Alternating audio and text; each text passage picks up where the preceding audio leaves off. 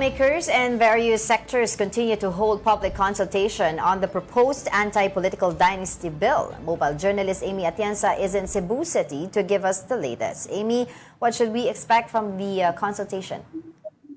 Yes, good morning, Angela Diego. Dito naman sa Cebu City, aabangan natin kung ano nga ba yung magiging pahayag ng ilan sa mga estudyante, mga guro, pati na rin mga miyembro ng local government units dito sa Cebu mismo. Kung ano nga ba ang kanilang opinion pagdating sa anti-political dynasty bill. Kung maalala natin kasi sa Kamara ay nagkaroon na nga ng usapin kung anong degree of consanguinity ang nararapat na isulong ng mga mambabatas para nga maipagpatuloy at syempre ma-finalize yung ihahain nilang anti-political dynasty bill.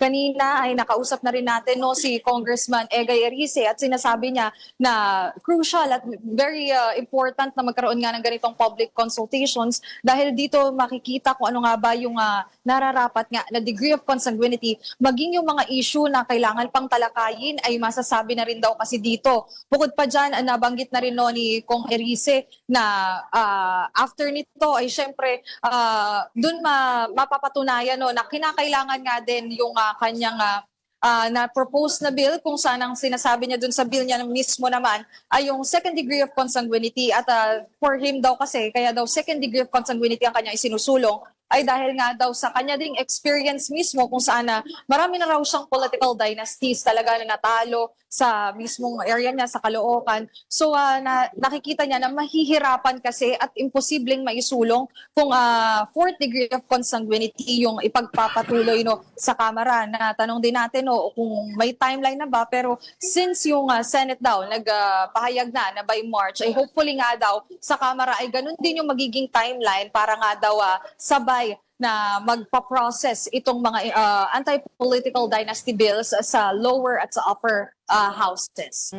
Amy, alam ko napakadaming mga bersyon ng anti-political dynasty bill ang pinag-uusapan ngayon dyan sa consultation. Pero base sa inyong obserbasyon sa mga consultation, discussion na nangyayari ngayon, mas saan pumapabor yung diskusyon kung kaninong bersyon ng anti-political dynasty bill ang maaaring mapunta, ipasa sa Kongreso?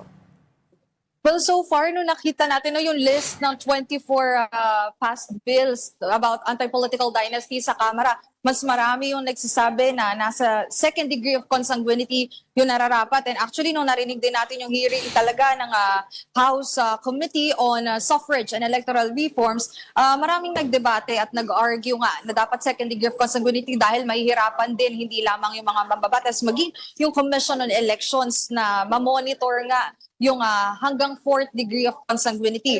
Nung narinig din natin yung nangyari noon sa Cavite, marami ang pumapabor pa na wag munang alisin yung political dynasty dahil nakikita naman daw nila sa kanilang area or sa kanilang province na maayos naman daw yung pamamalakad. So dito sa Cebu, Angela, nakaka-curious din kung ano nga ba yung magiging pahayag nila dahil maraming political dynasties dito sa Cebu. Meron tayong mga Osmeña, may Rama family, Garcia family. Maging yung mga Frasco ay nagsisimula na rin nga mag-build dito sa Cebu. So iniintay natin at abangan natin kung magiging same yung opinion nila sa narinig natin sa Cavite na hindi naman kinakailangan pa itong anti-political dynasty bill para nga doon sa mga susunod pang taon na sa susunod pang elections. So yan yung kinakailangan nating abangan. Pero so far doon sa bills talaga na na-file sa Kamara, mas marami yung pumapabor naman sa second degree of consanguinity at hindi na din naman nila i-disregard ng mga mambabatas na nasa priority bills na nga rin ito